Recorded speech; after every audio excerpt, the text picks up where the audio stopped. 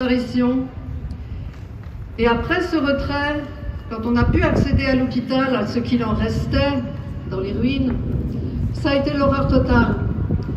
On a découvert plus de 300 femmes, hommes et enfants massacrés à l'intérieur de l'hôpital et dans la cour, dont des médecins. Beaucoup ont été exécutés, les mains attachées, certains ont été écrasés par les chars, d'autres ont été brûlés, découpés en morceaux par les missiles, et des restes de squelettes et des restes de parties de corps humains étaient répandus partout. Ces scènes épouvantables ont été filmées, elles sont avérées. Israël a donc détruit l'hôpital dont il ne reste qu'une carcasse brûlante en ruine, mais aussi tout le quartier alentour.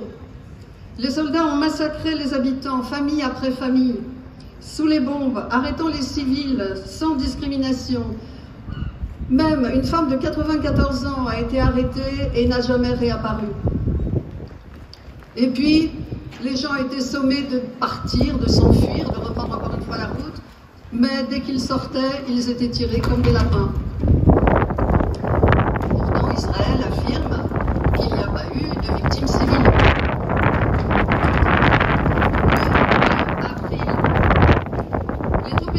Ont assassiné 7 travailleurs humanitaires de l'organisation World Central Kitchen en visant méthodiquement l'une après l'autre les 3 voitures qui se rendaient dans des lieux de distribution de l'aide. 3 voitures parfaitement identifiables et qui circulaient avec l'accord de l'armée israélienne. José Andrés, le responsable de l'ONG qui organisait cette action, dit, je cite, « Ce n'est pas juste la faute à pas de chance, ce n'est pas « oups, on a lâché une bombe au mauvais endroit ». C'était un convoi humanitaire bien défini, qui avait des signes sur le toit, un logo très coloré dont on est très fiers. C'est très facile de voir qui on est et ce que nous faisons. Ils nous visaient dans une zone contrôlée par l'armée israélienne. Ils savaient que nous allions aller sur cette route avec 3 voitures. Il faut se rappeler que l'utilisation à outrance maintenant par l'armée israélienne de l'intelligence artificielle permet de viser très précisément les cibles choisies.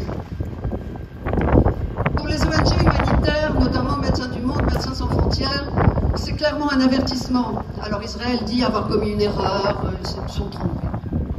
Mais c'est la présence dans le nord de la bande de Gaza des ONG humanitaires qu'Israël veut absolument interdire, selon ces 2 ONG que je viens de mentionner.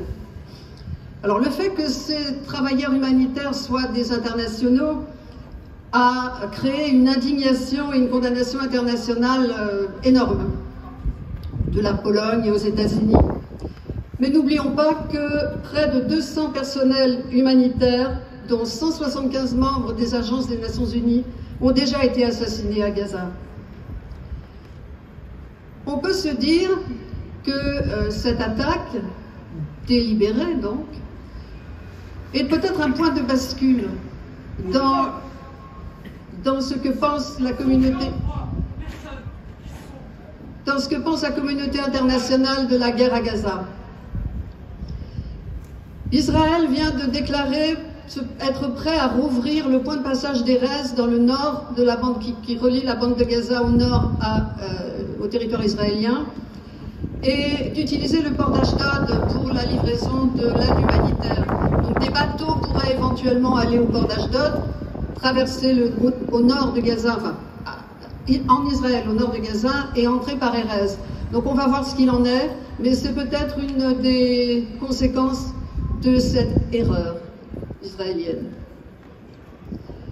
En Cisjordanie occupée, les violences des colons et de l'armée continuent sans relâche. Les bombardements même, emprisonnements, assassinats, vols de terre.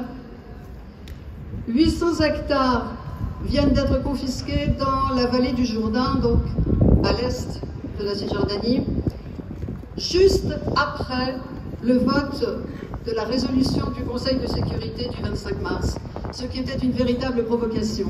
Ce vote qui a été acquis grâce à l'abstention des États-Unis, première fois dans l'histoire des votes du Conseil de sécurité que les États-Unis ne mettent pas leur veto. Signe que les lignes sont en train de bouger.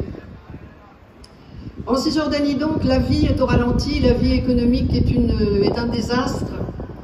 Et pour une population de 6 millions sur l'ensemble de la Palestine, on compte aujourd'hui près de 9000 prisonniers qui sont soumis à des traitements inhumains, à de la torture. Ça aussi, c'est validé par des témoignages d'avocats, etc. Et ça équivaut à plus de 100 000 prisonniers en France. Il faut y ajouter ceux de Gaza qui ont disparu sans laisser de traces depuis le début octobre.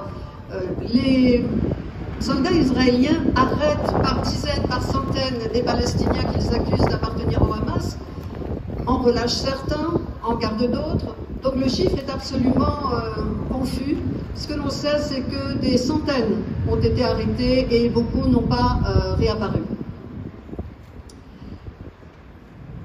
Parmi les prisonniers palestiniens, il y a Georges Ibrahim Abdallah.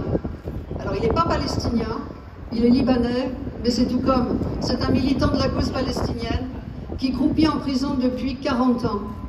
Et aujourd'hui, à Lannemezan, la prison où il est détenu, se tient un grand rassemblement de solidarité avec lui. Alors Georges était libérable en 1999, ça fait déjà 25 ans, mais les pressions des États-Unis et d'Israël ont été telles sur les autorités françaises que l'ordre d'expulsion vers le Liban qui acceptait de l'accueillir, n'ont jamais été signés, notamment par Manuel Valls en son temps. Qu'en est-il en Israël?